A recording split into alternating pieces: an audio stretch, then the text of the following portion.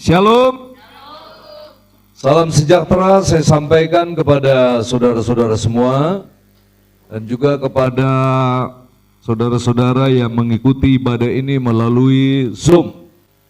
Dimanapun saudara berada, oleh karena situasi dan kondisi kalian atau Anda semua tidak bisa bersama-sama di pagi hari ini, terlebih yang ada di Manado sana. Tentu saja sangat mahal ongkosnya, tiketnya untuk bisa gabung kemari. Tetapi dengan teknologi Zoom sudah menjawab.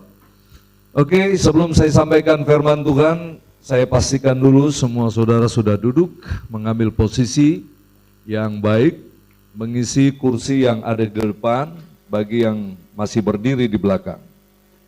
Hari ini merupakan hari yang sangat spesial, dikarenakan setelah ibadah ada sedikit cemal-cemil di belakang nanti. Dikarenakan hari Senin yang lalu, berarti hampir 1 minggu yang lalu ya, saya dan ibu berulang tahun pernikahan. Ulang tahun pernikahan yang ke-12, masih muda sekali ya. Baru 12 tahun menikah, cucunya udah 6. Luar biasa. Nah, ini mantap sekali ya. Baru 12 tahun menikah, cucu udah 6. Gimana nih abad nih? Mantap ya. Albert jawab mantap karena dia tahu persis kan. Tetapi kalau yang nggak tahu bertanya-tanya, gimana? Kok bisa ya umur 12 tahun menikah, cucu sudah 6? Ya. Maksudnya pernikahan saya sama ibu adalah pernikahan kedua. Saya kedua, ibu juga kedua. Artinya kami sudah pernah punya pasangan di masa lampau. Dan pasangan kami dipanggil Tuhan.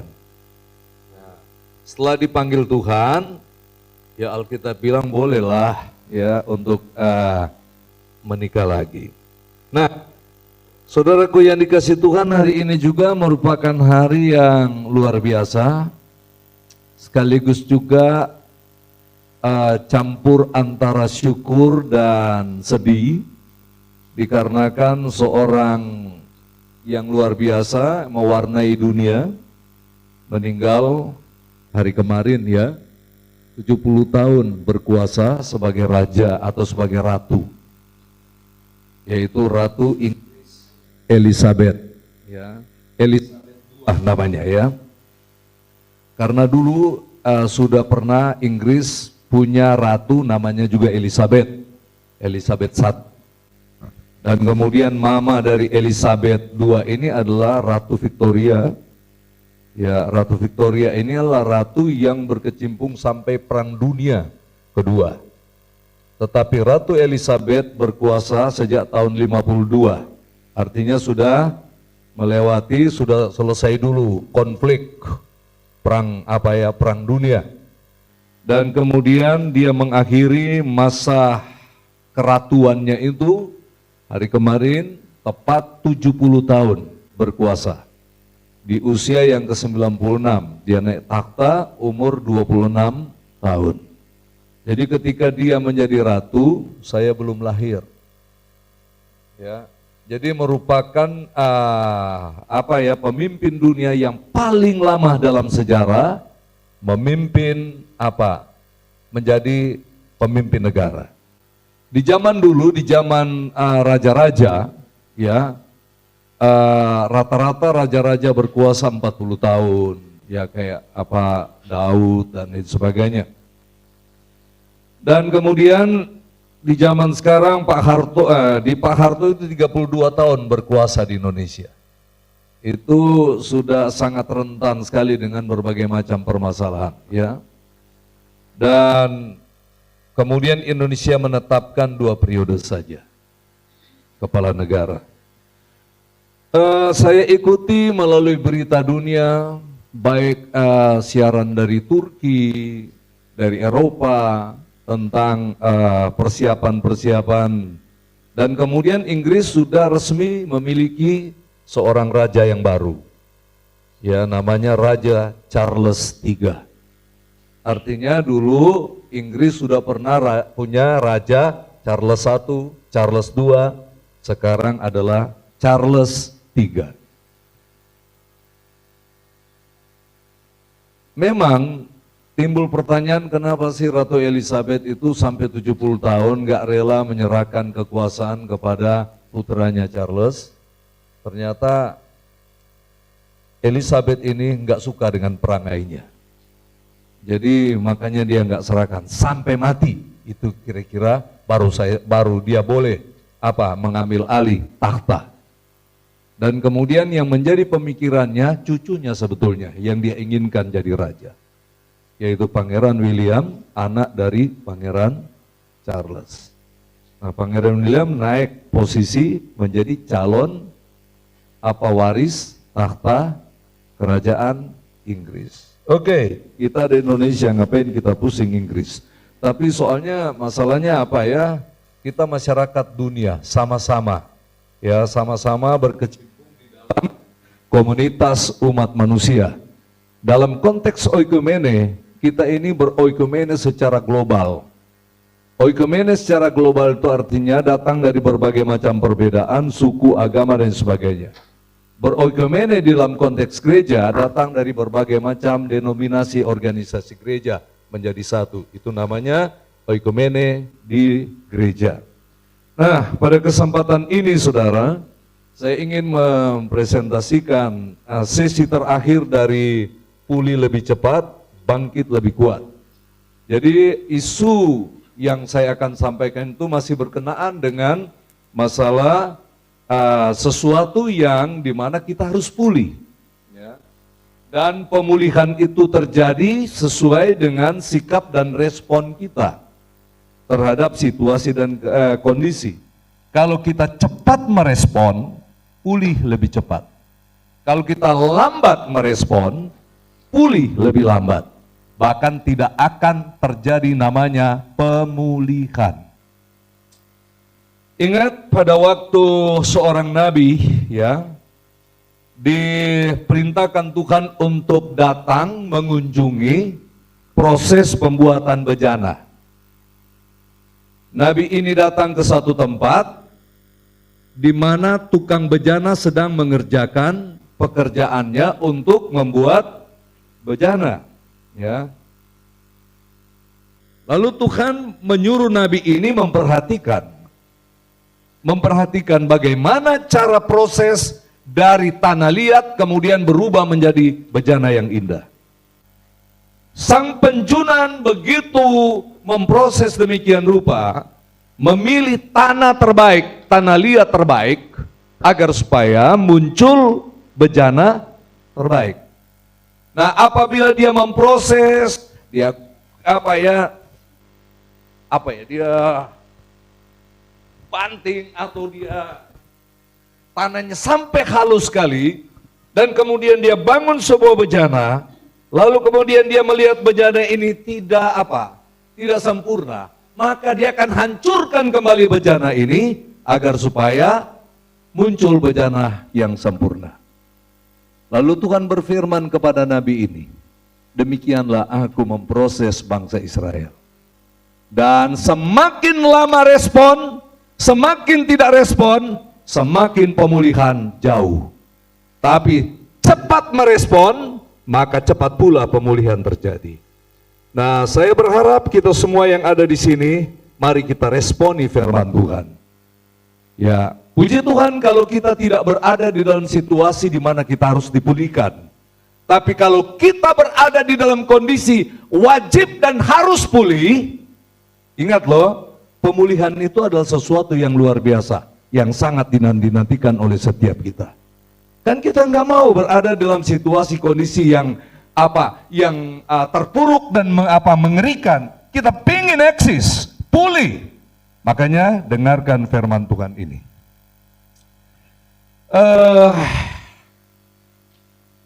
Saya awali dengan sebuah statement. Pertimbangan yang matang akan berbuah keputusan yang tepat dan benar. Sebaliknya, kurang mempertimbangkan akan berbuah keputusan yang ujungnya menyengsarakan. Ini statement. Ya, ini tidak tertulis baku di dalam sebuah ayat yang ada di dalam Alkitab. Akan tetapi, kalau kita kaitkan dengan firman Tuhan, sangat banyak ayat yang bertaburan tentang ini. Khususnya di dalam kitab Amsal. Bahwa kita harus membuat pertimbangan yang matang, timbang dengan baik, baru lakukan keputusan. Amin. Mari dengarkan, ini firman Tuhan yang sangat penting dan jangan ada yang miss dari apa yang saya mau sampaikan ini. Nah, saudaraku yang dikasihi oleh Tuhan, kesukaran hidup yang dialami oleh manusia pada umumnya disebabkan oleh keputusan yang salah.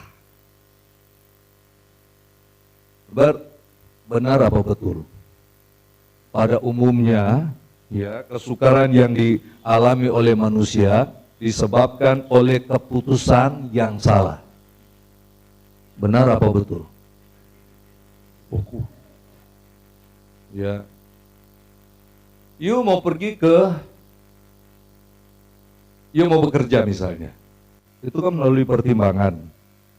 Dan setelah pertimbangan kau memutuskan, ya saya terima pekerjaan ini. Ya kan? Berarti semua konsekuensi yang kita alami adalah disebabkan oleh keputusan dong. Keputusan yang kita ambil, keputusan yang dimaksud sini, kita memilih untuk melakukan itu. Makanya Bapak tanya, benar atau salah? Benar atau betul? Bapak tidak ditanya kamu benar atau salah, karena kau bisa pilih salah. Tapi kalau Bapak tanya benar apa betul, you mau pilih di antara duanya, itu benar-benar betul dan benar-benar benar. Benar nggak? Nah, oke, saya putuskan di sini. Kesukaran hidup yang dialami manusia pada umumnya disebabkan oleh keputusan atau sebuah keputusan yang dipilihnya secara keliru dan salah. Nah, kalau dia tidak mau mengalami kesulitan, kesukaran dalam hidup ini, marilah putuskan dengan bijak.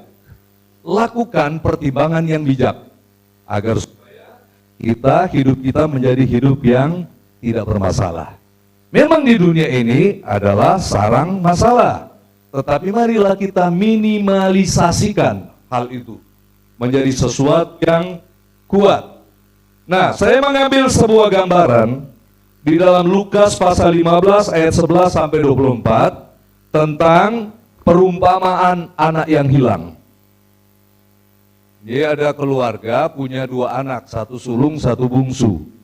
Nah, kita akan lihat, perhatikan, saya tidak akan mengajak kita membaca seluruh ayat ini, saya mengambil saja di dalam Lukas pasal 15 ayat 11 sampai 14. Oke, ada di layar. Kita baca bersama-sama ya.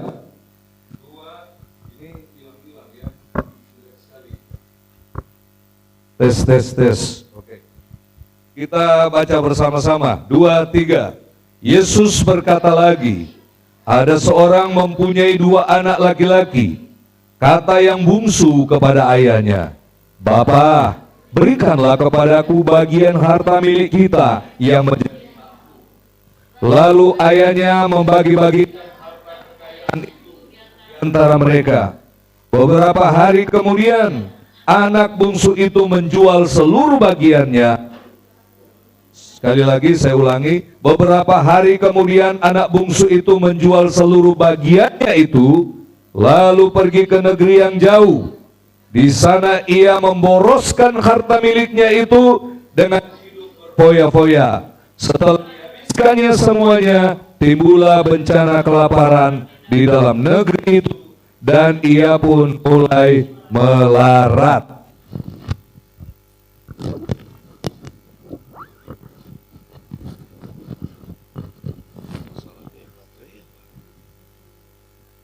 Yang baru yang diikutsertakan dari yang kita beli. Oh, ada di rumah.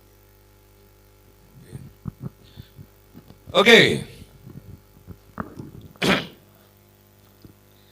Nah, di dalam pembacaan firman Tuhan ini, naikkan sedikit powernya. Ya. Kita memperhatikan bagaimana Yesus menyampaikan sebuah perumpamaan. Dan perumpamaan ini, saya mau beritahukan kepada saudara, bukanlah sekedar perumpamaan biasa, tetapi cerita ini adalah kenyataan fakta kehidupan sehari-hari yang dialami oleh manusia. Dan ini memang terjadi. Jadi anak bungsu ini, kita perhatikan bahwa ada dua kesalahan besar yang dilakukan oleh anak bungsu ini. Pertama, meminta bagian warisannya kepada bapaknya sebelum waktunya. Secara norma hukum, warisan itu baru bisa diberikan ketika menjadi hak milik anak ketika orang tua meninggal. Itu baru menjadi hak pewaris. Tapi sebelum harta ini, sebelum orang tua dipanggil Tuhan, itu masih hak penuh dari orang tua. Ini tentang harta. Memang ada orang tua yang bertindak membagikan sebelumnya, tetapi hasilnya itu menimbulkan masalah di kemudian hari. Satu, dia akan berpikir begini, sudah salah saya mengambil keputusan membagikan harta saya selama saya masih hidup. Yang kedua, dia berpikir dengan membagikan harta warisannya dan memberikan semuanya kepada anaknya, dia pasti diperhatikan oleh anaknya. Ingat loh, ada ungkapan mengatakan bahwa apa yang dimiliki orang tua, semaunya digunakan oleh anak. Tetapi apa yang anak punya, belum tentu orang tua bebas menggunakannya. Ini fakta. Nah, kalau kita adalah anak-anak seperti ini, mari kita sadar. Pada saat kapankah kita menghargai orang tua kita pada saat orang tua kita masih hidup? Kalau dia udah meninggal, yuk pontang-panting jungkir balik menangis di kuburan, tidak ada artinya. Makanya hargai, hormati orang tua semasa dia hidup. Wah, kan orang tuaku uangnya banyak. Bukan soal uang. Orang tua tidak menilai hal itu, tetapi perhatian. Ya. Makanya saya salut dengan Brenda, Feni, Ingrid, sama siapa lagi? Brian. Mau senangkan orang tuanya semasih hidup. Kalau bisa jalan-jalan kemana-mana, kenapa tidak? Memang waktunya di situ. Bukan nanti sudah meninggal, jungkir balik di kuburan. Tiap hari datang di kuburan. Aduh, rasa kehilangan yang besar. Maafkan mama, maafkan papa, maafkan aku. Nah, nangis di kuburan. Air mata buaya itu, saya cuma kasih tahu. Pada waktu orang tua masih hidup, disia-siakan. Anak bungsu ini membuat kesalahan besar. Belum waktunya minta warisan, sudah diberikan. Ini bahaya. Pernah kan Bapak ceritakan di sini tentang kisah mantan Perdana Menteri almarhum Lee Kuan Yew, Singapura. Ya, pendiri Singapura, pemimpin Singapura yang sangat disegani. Kisah ini kisah fakta. Seorang bapak mewariskan semua hartanya kepada anaknya. Dan kemudian orang tua ini di beberapa tahun kemudian ditemukan di pinggiran jalan mengemis. Lalu ada mobil lewat dan kemudian kayaknya orang ini kita kenal. Pengusaha besar di Singapura. Lalu orang ini kabarkan kepada teman-teman yang lain. Lalu kemudian menjumpai sang pengemis ini. Lalu sang pengemis ini menceritakan tentang kisah sedih kehidupannya. Setelah semua harta kekayaannya diserahkan kepada anaknya. Anak mungkin boleh mencintai, tapi belum tentu mantu. Ya, belum tentu. Tapi tidak semuanya anak mantu berkelakuan seperti ini. Ketika semua harta menjadi milik mereka, mereka usir orang tua mereka atas desakan sang mantu agar supaya orang tuanya dikeluarkan dari rumah mereka. Dan kemudian orang tua ini menggelandang. Berita ini sampai kepada Perdana Menteri. Dan kemudian Perdana Menteri panggil orang tua ini dan panggil anak-anaknya. Dipertemukan di kantor Perdana Menteri di sana. Lalu Perdana Menteri minta agar supaya sertifikat semuanya, bukti penyerahan warisan diserahkan kepada dia. Dan kemudian pada saat itu dia robek semuanya. Lalu dia perintahkan bagian hukum untuk membuat sertifikat baru, kembalikan kepada orang tua.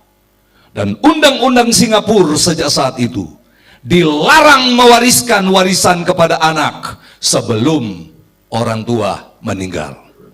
Tetapi ada hukum yang dibuat, buat wasiat.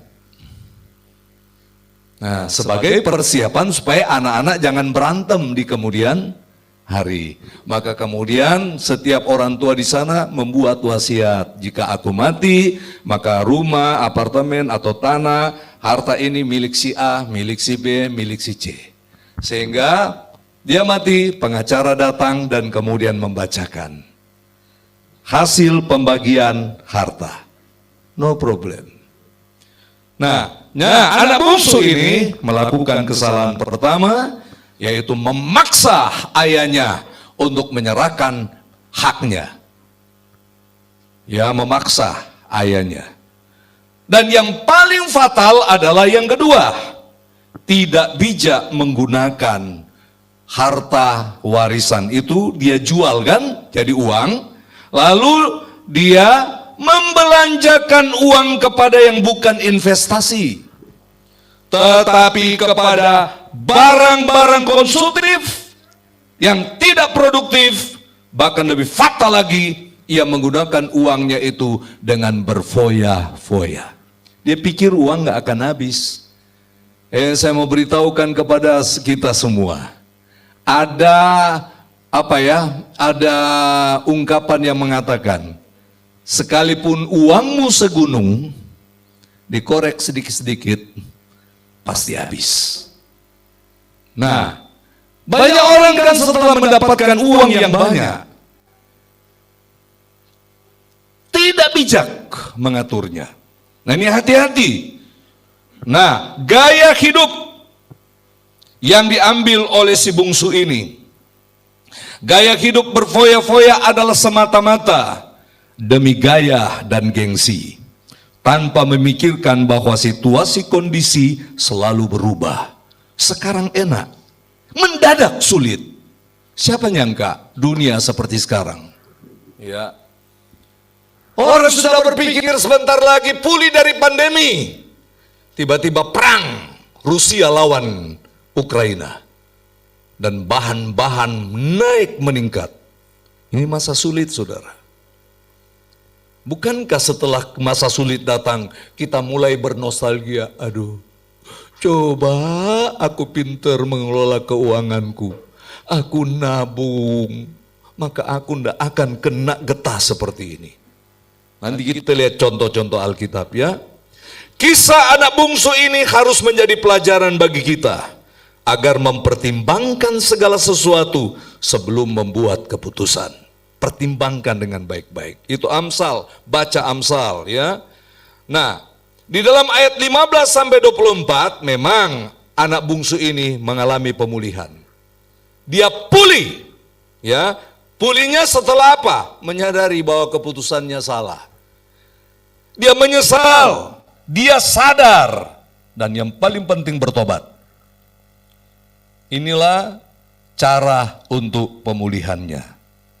Nah, di dalam Alkitab ada beberapa referensi, ya, baik kisah maupun ilustrasi tentang bagaimana kita bisa menghindari diri dari malapetaka dan kesulitan hidup. Kita perlu renungkan bersama. Amsal pasal 6 ayat 6 sampai 11.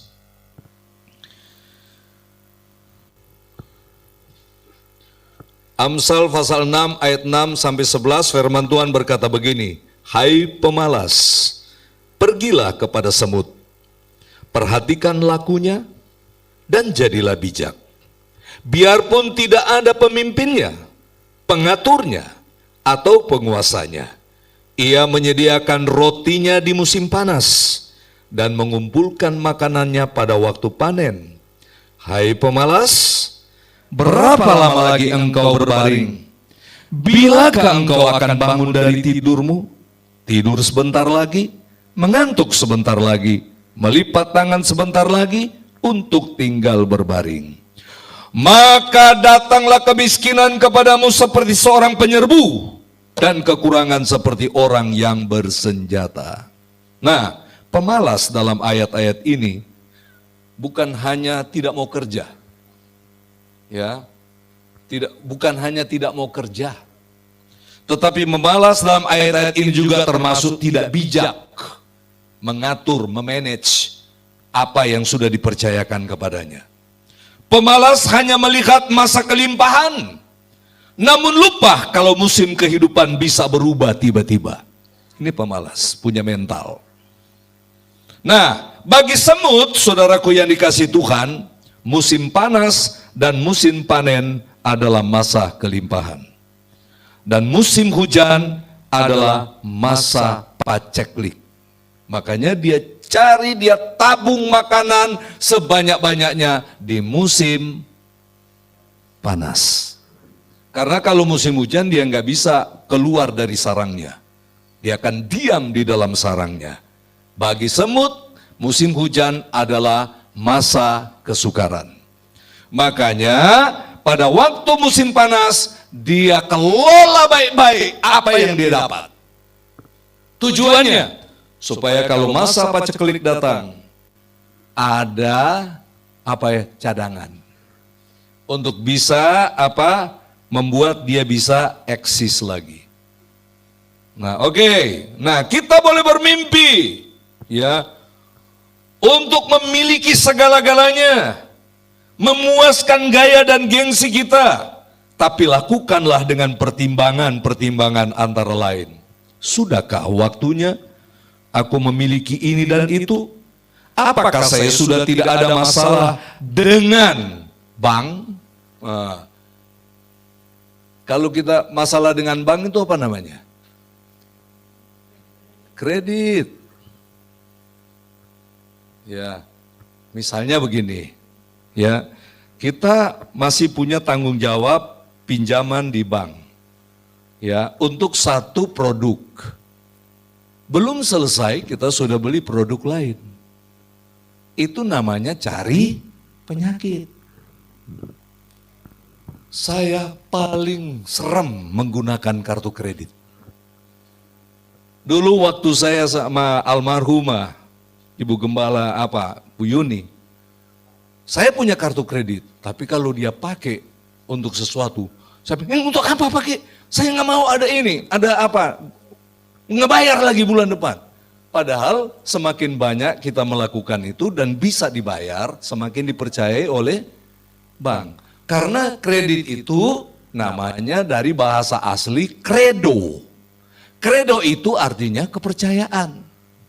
Jadi kalau bank memberikan pinjaman, itu artinya bank mempercayai kita. Nah, sebagai konsekuensinya, mari laksanakan perjanjian saling percaya. Bank percaya kepada kita, kita juga percaya kepadanya, bank juga percaya kepada kita percaya, dan kita melunasi tanggung jawab kita. Belum selesai produk ini dengan kartu kredit, udah pindah ke yang lain. Numpuk, itu mendatangkan masalah. Nah, saudaraku yang dikasih oleh Tuhan, sebab jika kita beli barang konsumsi sementara masih ada kewajiban yang belum kita selesaikan, maka kesulitan kita akan bertumpuk-tumpuk membuat kita stres dan depresi. Ya, kita harus hindari ini. Jangan terjadi dalam hidup kita. Lalu bagaimana seharusnya kita menggunakan berkat yang Tuhan berikan?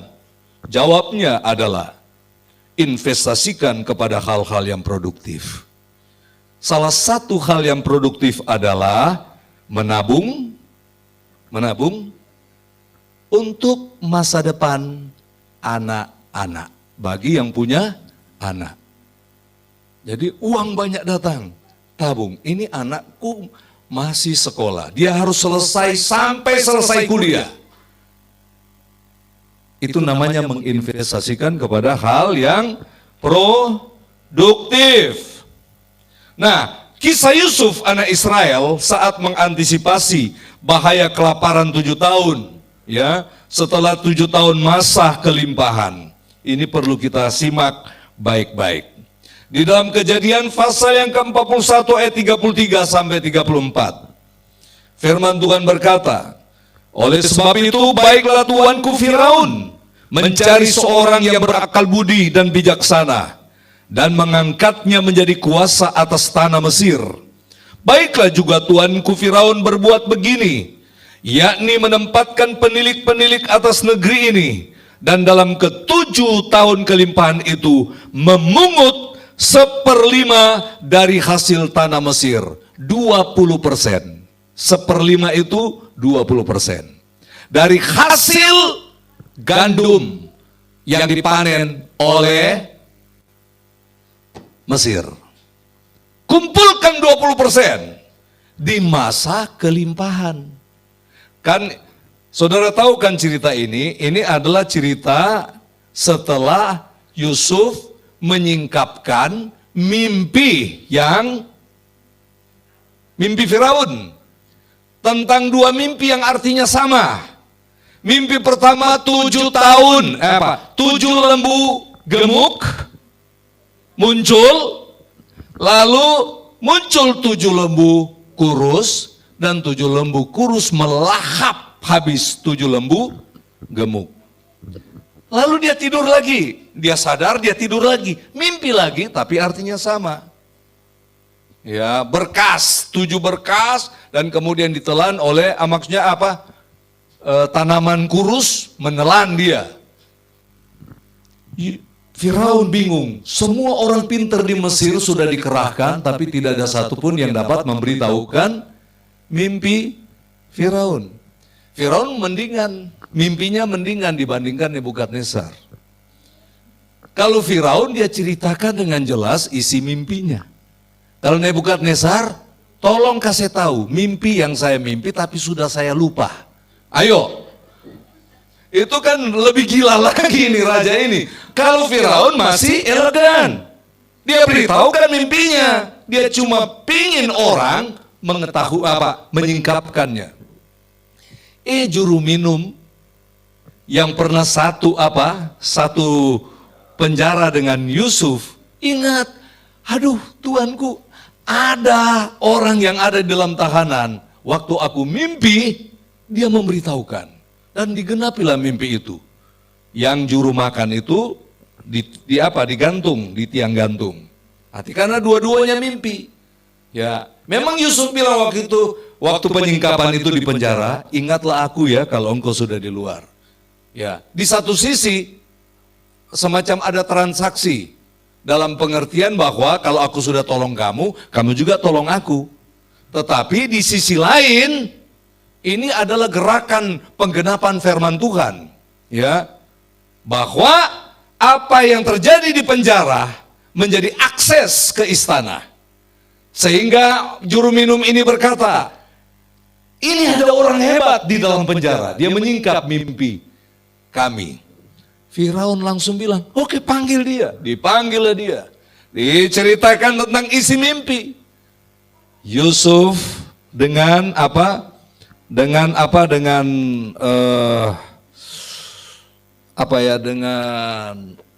sikap respon mendengarkan cerita Firaun.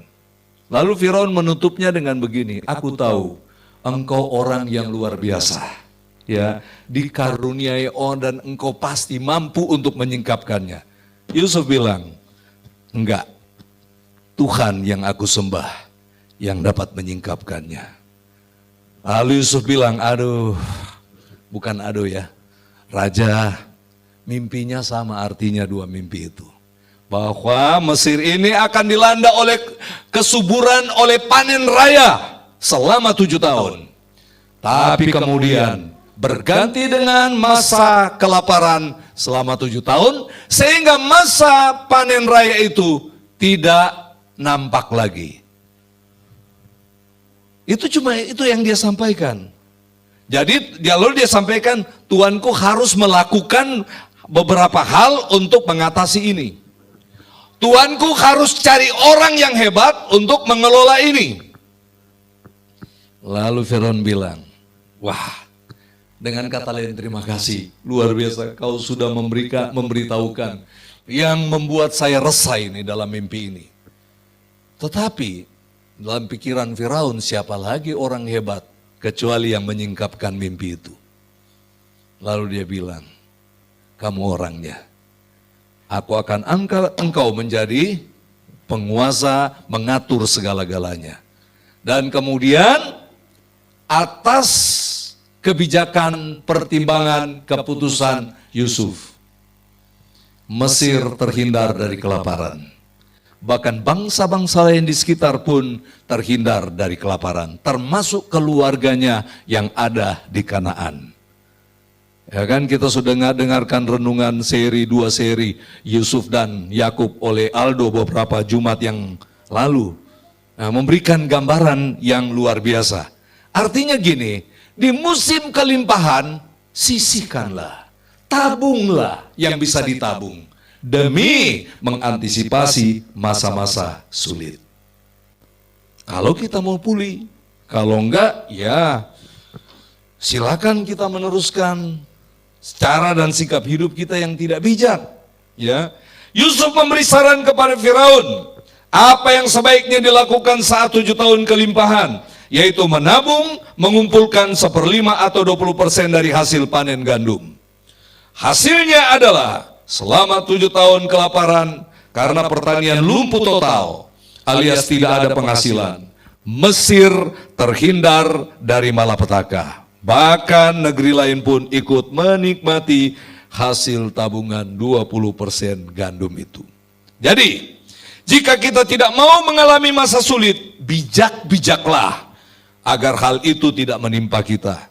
Pertimbangkan, buat keputusan. Bagaimana kalau kita sedang berada dalam kesulitan karena keputusan tidak bijak yang telah kita lakukan?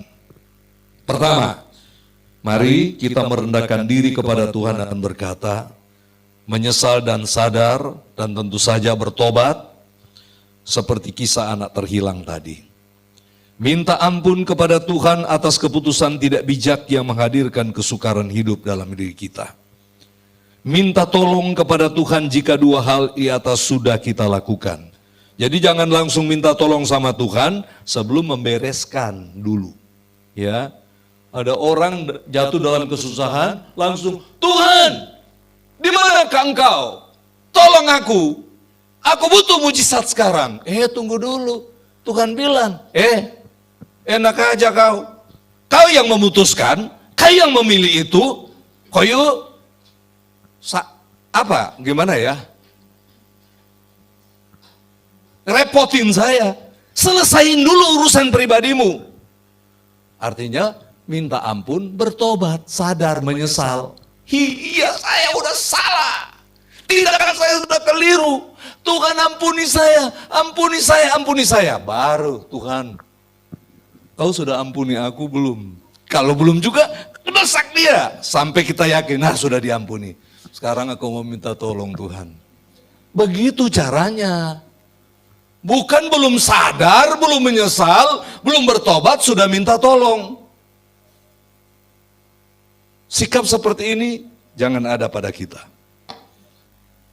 Ya, kita harus selalu berkata, Tuhan, Karena memang kita manusia lemah dalam keputusan dan pilihan. Makanya supaya keputusan dan pilihan pertimbangan kita baik, renungkan firman Tuhan setiap saat. Ya. Jangan mengikuti pertimbangan ego yang membawa dan menuntun kita untuk memenuhi kebutuhan-kebutuhan gengsi dan gaya. Tapi marilah kita berkata, Tuhan, apa kata firman-Mu? Lalu firman Tuhan bilang, menabung. Kan ada ayatnya. Menabung. Kalau godaan nafsu daging berkata, belanjakan. Belanjakan. Nah, untuk menguji kita dapat menguasai uang kita, datanglah di sebuah pusat perbelanjaan yang menawarkan promosi diskon yang banyak sepanjang jalan yang jauh. Dari ujung ke jalan ketemu diskon 50%. Kau akan berkata, tidak baik. Diskon 70%. Tidak baik. Sampai di ujung you bilang gak baik, lulus. Lulus itu namanya. Karena orang kadangkala datang ke pusat perbelanjaan dengan barang utama yang dia ingin belanja, tetapi pulang dengan barang yang lain. Setelah sampai di rumah, dia menyesal. Loh, kan tujuan saya ke sana mau beli barang kebutuhan. Kenapa yang nongol di rumah barang keinginan? Menyesal. Nah ini yang muda-muda ini hati-hati ya. Yang muda-muda masih berpikirkan sendiri, belum ada tanggungan. Ya, hati-hati. Tapi saya lihat sih anak-anak muda di sini bijak-bijak semua. Ya. Kumpulkan aja dana Natal, mantap, udah 30 jutaan. Hebat. Udah 30 jutaan ya? Wah. Wah, luar biasa. Mantap. Nah. Ada ayatnya mengatakan begini, ada orang yang menyebarkan harta, tetapi semakin kaya. Tetapi ada orang yang iritnya luar biasa, makin miskin. Si Otniel tahu nggak ayatnya di mana? Amsal itu, ya. Oh itu ayatnya. Oh bukan. Itu masih si pemalas itu punya bagian. Jadi ada orang yang menyebarkan harta, tetapi semakin kaya. Tapi ada orang yang irit, itu kurang lebih. Terlalu berhemat, tapi makin miskin. Wah ini perlu pemahaman. Nah, tunggu dulu menyebarkan harta. Kalau menyebarkan harta ke hal yang berfoya-foya, miskin ujungnya. Tapi menyebarkan harta untuk hal yang produktif, pasti diberkati Tuhan. Ya. Salah satunya Alkitab menuntun kita, setialah kita membayar perpuluhan ke rumah Tuhan. Maka Tuhan akan membukakan tingkap-tingkap langit untuk memberkati kita. Amin? Sudah ada ya? Nah ini ayatnya. 2, 3. Siapa banyak memberi berkat, diberi kelimpahan. Siapa memberi, bukan. Nah ini, oke 24. Ada yang menyebar harta, tetapi bertambah kaya. Ada yang menghemat secara luar biasa, namun selalu berkekurangan. Kita kalau menyalurkan harta kita kepada hal-hal yang produktif, bukan hanya investasi loh. Memperhatikan juga misalnya panti jompo, panti asuhan, kita keluarkan harta. Dalam konteks pikiran kita tidak akan menghasilkan apa-apa karena bukan investasi. Tapi kita sedang berinvestasi di dalam konsep kerajaan Allah. Maka dia adalah sumber segala berkat, akan membuka tingkap-tingkap langit untuk memberkati kita. Ya, batang persembahan tidak lagi Pak Harto atau monyet. Pak Harto atau monyet, kan pernah Bapak cerita. Dua lembar uang 500 rupiah yang monyet itu sama Pak Harto 50. Dia kaget karena persembahan sudah di depan dia kantongnya. Dia mulai kalkulasi gambling. Monyet, Arto, monyet, Arto. Pasti monyet. Dia masukkan ke kantong kolektor. Pulang dia baru sadar yang masuk adalah gambar Pak Harto. Ya kan? Dia telepon bendahara. Telepon saya maksudnya. Pak, saya salah kasih kolektor, Pak. Pastikan kalau itu terjadi dalam diri kita di sini, jangan minta lagi ya. Itu maksud Tuhan. Kalau salah menurut saudara salah, kasih. Tapi menurut kerajaan surga, enggak salah. Maka Tuhan akan memberkati. Amin. Nah, jadi saudara-saudaraku yang dikasih oleh Tuhan, mari kita terus bijak melakukan semua keputusan kita. Saudara, Ibu Gembala salah satu contoh dalam penanganan keuangan, ya. Sebaiknya beliau naik sharing sebentar.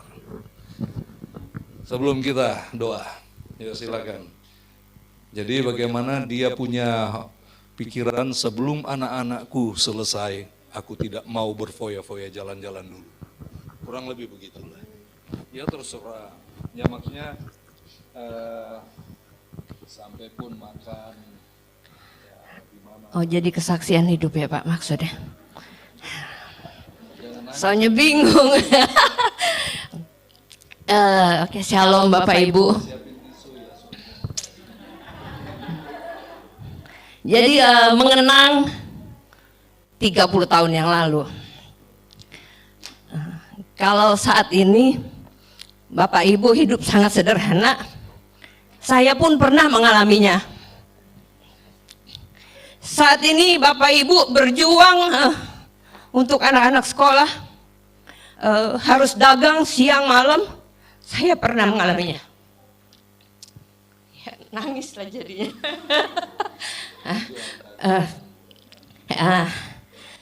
Kalau waktu itu saya berpikir begini, orang lain belum bangun, jam 3 pagi saya harus sudah bangun. Orang lain sudah tidur, jam 10 malam saya masih buka toko, buka warung, seduh jamu, harus bikin kacang goreng, es dan lain sebagainya. Saya bungkusin titip-titip di warung-warung kecil. Di kiri kanan banyak warung-warung kecil, saya titip-titip. Kehidupan saya sangat-sangat sederhana. Dan ketika Tuhan sudah memberkati kehidupan saya dengan kehidupan yang lebih baik, toko semakin ramai. Tapi saya tinggal cuma di jalur hijau di pinggir kali. Belakang rumah saya itu seng, saudara. Depannya papan, jadi setiap pagi-pagi ketika saya seorang janda waktu itu, jadi ketika bangun tidur karena pengap saya harus buka papan, beberapa papan supaya ada udara. Lalu 6:30 saya antar anak sekolah, saya tutup lagi papan-papan warung, antar anak sekolah, anak saya TK, saya cari sekolah yang bukan yang bagus saudara, yang penting anak saya sekolah, karena saya nggak punya uang. Jadi saya cuma antar anak sekolah dekat pasar. Rumah saya di Permai, anak saya sekolah di belakang pasar Badak, di belakang pemadam kebakaran, antar TK. Dari situ saya ke pasar beli sayur, buka toko lagi pulang. Jadi saya bisa buka toko dari 7:30 sampai 9:30 tutup lagi, jemput anak. Dan begitu terus menerus sampai anak itu lulus TK, lulus SD. Begitulah sehari lepas hari. Setiap pagi antar anak sekolah ke pasar, buka toko. Jemput anak sekolah, tutup toko. Dan saya lakukan saudara. Kalau malam-malam bikin kacang goreng, saya bungkusin, saya nyeduh jamu, dan itu hasilnya ternyata sangat-sangat membantu. Dan ketika itu, yang ada di pikiran saya, anak saya harus selesai SMA. Karena ketika selesai SMA dia bisa bekerja. Terserah dia mau bekerja di mana, setidaknya dia udah punya pendidikan dasar. Tapi Tuhan memang baik dan luar biasa. Dagang saya semakin hari semakin rame, toko semakin rame. Terus kalau siang di toko itu sepi, saudara. Saya dipercayakan ada orang kirim barang ke toko, jamu, dan suruh dipasarkan, saya dikasih 10%. Akhirnya kalau siang toko saya suruh pembantu jaga.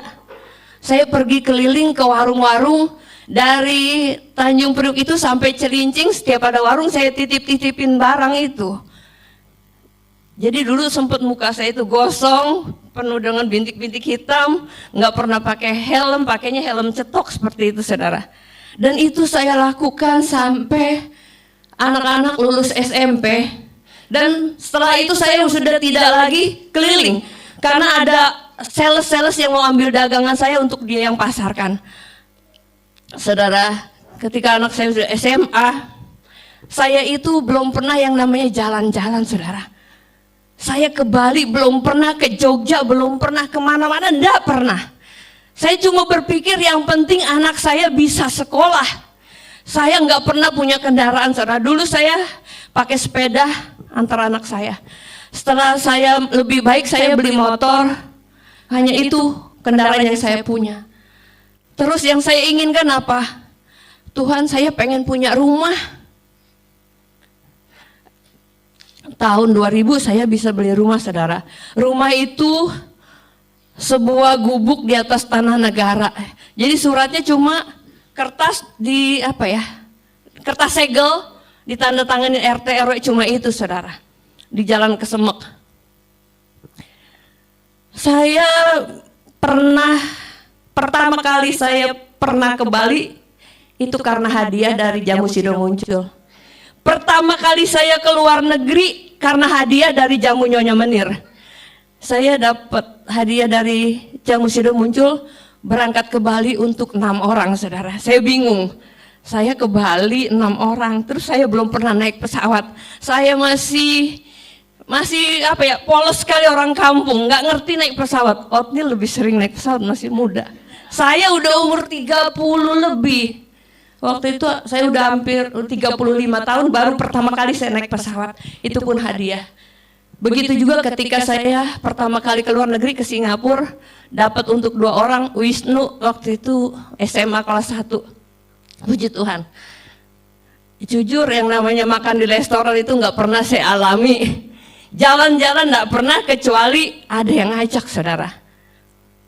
Tapi saat ini puji Tuhan, anak-anak saya sudah selesai kuliah, bahkan sudah menikah. Istilahnya dalam keuangan saya ada keuangan yang merdeka. Dan saat ini, saudara, saya bilang toko urus sama Teguh, Wisnu bekerja, dan Mama sudah nggak pegang lagi. Terserah kalian aturnya seperti apa. Mama nggak pegang uang lagi, uang keuangan si Teguh yang pegang. Teguh bilang kalau Mama mau jalan-jalan, pergi aja kemana Mama suka. Dia bilang begitu. Tinggal bilang, nggak apa-apa katanya. Kalau Mama mau pegang uangnya silakan, kalau nggak apa-apa. Tapi kan punya Mama. Kalau Mama mau jalan-jalan silahkan. Puji Tuhan, saudara. Bagaimana saya mengelola keuangan saya? Yang jelas ketika saya belum memiliki apa yang saya inginkan, saya nggak pernah foya-foya. Saya nggak pernah yang namanya pengen jalan-jalan, makan di restoran. Cuma beda dengan saat ini, saudara. Anak remaja aja sering kali ajak-ajak saya. Jadi karena sudah merdeka, saya sudah bisa, saudara. Sekarang saya banyak waktu. Di umur 53 ini, saya sudah merdeka di dalam urus anak, yang jelasnya sudah selesai. Merdeka dengan keuangan, karena tidak ada lagi yang harus saya biayain di dalam hidup ini. Tinggal bagaimana saya mengasihi orang tua saya, mertua saya, selagi dia masih hidup. Makanya seringkali saya setiap 10 hari atau 2 minggu, saya pasti jenguk Mama, telepon mertua. Itu yang saya lakukan. Apalagi ya paling bersama-sama dengan tim gereja, saudara. Itu yang saya kerjakan. Puji Tuhan, sekarang semuanya sudah apa ya, dibilang sudah merdeka saya itu dari hal-hal. Saya sekarang tidak lagi mau punya utang. Ketika ada sesuatu investasi yang ditawarkan, kadang-kadang ada orang ngajak kerja sama usaha, saya bilang sepertinya saya sudah tidak mau. Apa yang ada pada saya saat ini sudah cukuplah buat saya hidup, saya bilang. Sudah cukuplah buat saya untuk pergi kemana, untuk saya melayani Tuhan, untuk saya bisa mengasihi orang-orang yang saya harus kasihi. Saudara, karena yang harus kita kasihi bukan cuma orang tua kita, tetapi seperti Pak Gembala tadi sampaikan, kita bisa ke panti jompo, ke yayasan yatim piatu, atau lihat orang-orang di sekitar kita, tetangga kita, keluarga sendiri ada yang membutuhkan kita, itu yang harus kita perhatikan. Terima kasih, Tuhan Yesus memberkati. Dia kaget, ini saya tidak diskenariokan dari kemarin ya. Dia kaget saya panggil ke depan. Jadi maksudnya share aja. Jadi artinya begini, kami dalam keluarga kami, ya dalam konteks ini Ibu Gembala itu semuanya udah ditangani sama si bungsu, si Teguh. Jadi kita tinggal menikmati dan kami nggak mau lagi apa ya, ada orang tawar datang itu ada mobil bagus atau apa, nggak mau berurusan lagi dengan kredit lah. Nah, itu buat stres ya. Kalaupun kita punya kartu kredit itu hanya bisa digunakan pada saat sangat darurat. Ya, misalnya kita nggak ada uang, tiba-tiba orang yang kita paling kasih meninggal tapi jauh dari tempat kita, kan kita mesti naik pesawat. Nah itu bisa kita gunakan, karena itu adalah ya ada teman kami mau menikahkan anak di Bali, ya ngundang. Ibu sama bapak mau datang nggak? Kami nanti siapkan apa meja untuk kan restoran apa table ya? Enggak, kita nggak ke sana, titip ampau aja lah. Ya kan pulang pergi udah berapa? 2 orang tiket pulang pergi udah berapa? Nah ini perhitungan ini seperti ini harus dikencangkan. Nah jadi firman Tuhan pada pagi hari ini, pulih lebih cepat, bangkit lebih kuat, itu tergantung kita. Bijak-bijaklah, pertimbangkan dengan baik sebelum membuat keputusan. Karena semua keputusan yang kita ambil ada konsekuensinya. Dan kalau kita sudah terjebak pada masalah kesulitan, kesukaran, cuma ada satu cara. Datang minta ampun sama Tuhan, menyesal, sadar dan bertobat, dan kemudian minta tolong sama Tuhan. Tuhan pasti tolong. Mereka yang sudah menyelesaikan masalah pribadinya dan minta tolong sama Tuhan. Oke, Tuhan Yesus memberkati kita. Kita